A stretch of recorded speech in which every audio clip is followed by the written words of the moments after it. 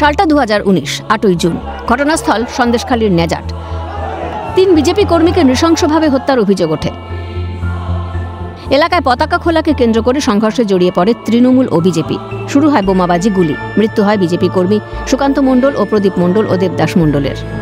ঘটনার 6 বছর পরে ফের শিরোনামে সন্দেশখালী। মাঝে জেলবন্দি হওয়ার আগে শাহজাহানের নানা সন্ত্রাসের ঘটনা সামনে আসে। বুধবার নেজাটে দুর্ঘটনার কবলে পড়ে সেই মামলার একমাত্র সাক্ষী ভোলানাথ ঘোষ। ফের নজরে সন্দেশখালীর বাঘ ও তার ঘনিষ্ঠরা।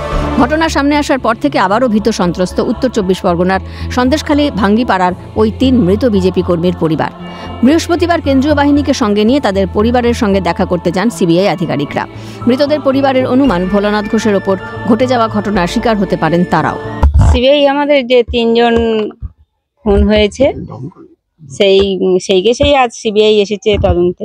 আর গতকাল তো একটা দুর্ঘটনা ঘটেছে, সবাই দেখেছে, আর সেই কারণেই ওনারা বিশেষ করে এসেছে। মানে কালকের ঘটনা, কারণ এই ঘটনা আমাদেরও ঘটতে পারে, সে কারণেই এসেছে। আমাদের কোনো সমস্যা হচ্ছে কি না, কোনো কিছু আসছে কি না, হুমকি ধুমকি কিছু জানার জন্য উনি এসেছেন। আপনাদের কি এরকম হুমকি ধুমকি আসছে? আমাদের তো ওটা প্রতিনিয়ত থাকতেই, মানে চলতেই থাকে। পরিপ্রেক্ষিতে আজকে কালকের ঘটনার পরিপ্রেক্ষিতেই ওনারা আজকে এসেছে। এই ওনাদের জানিয়েছি, যেহেতু ওনাদের কাছেই তদন্ত ভার আছে, ওনাদেরকে আমাদের সমস্যাগুলো আমরা তুলে ধরেছি। আমাদের নিরাপত্তাটারও প্রয়োজন আছে, সেটাও জানিয়েছি। ঘটনার দিন বিজেপি কর্মী সুকান্ত মণ্ডল ও প্রদীপ মণ্ডল নামে 2 বিজেপি কর্মীর চোখে গুলি করার অভিযোগ ওঠে। এই 2 কর্মীর মৃতদেহ উদ্ধার হলেও এখনও দেহ উদ্ধার হয়নি আরেক বিজেপি কর্মী দেবদাস মণ্ডলের। কিন্তু পরিবারের অভিযোগ তাকেও খুন করা হয়েছে।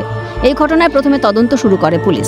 সেই ঘটনায় সিআইডি তদন্তের পর যে চার্জশিট পেশ হয় তাতে নাম উঠে আসে সন্দেশখালীর বেতাজ বাদশাহ, শাহজাহান সহ 28 জনের। এরপর নিহতদের পরিবারের তরফে কলকাতা হাইকোর্টে আবেদনের পর প্রায় 6 বছর বাদে তদন্তের দায়ভার নেয় সিবিআই। সেই মামলা আজও বিচারাধীন।